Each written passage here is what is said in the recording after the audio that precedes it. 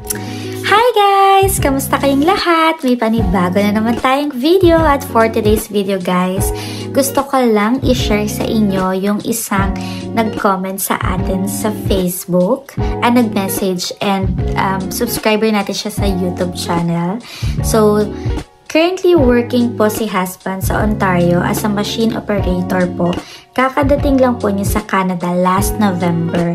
Pwede na po kaya ako mag-apply ng SOWP? Hello Ma'am Jen! Followers niyo po ako sa YT. Ask lang po sana about sa application of SOWP.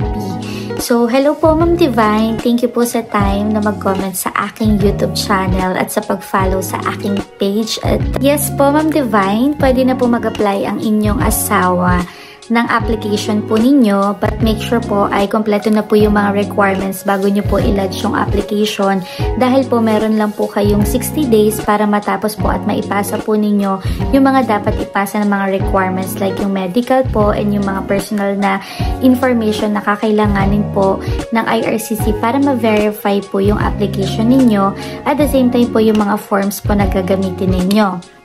And then make sure lang din po na meron po kayong ipoprovide or yung husband po ninyo, since siya po yung close work permit na nasa Ontario po, ay meron po siyang 3 payslip na po na nasa kanya para at least po maisama po dun sa application po ninyo. And kasi po yung sa akin, nag-apply po ako na nilagyan ko po siya ng letter of intent.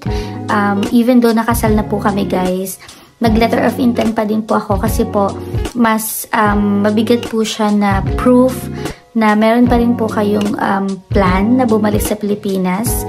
I-double check nyo po yung mga requirements na ipapasa po ninyo para at least hindi po kayo magkaroon ng mga additional documents na hihingin po ni IRCC at para hindi rin po tumagal yung process po ninyo. Thank you for watching!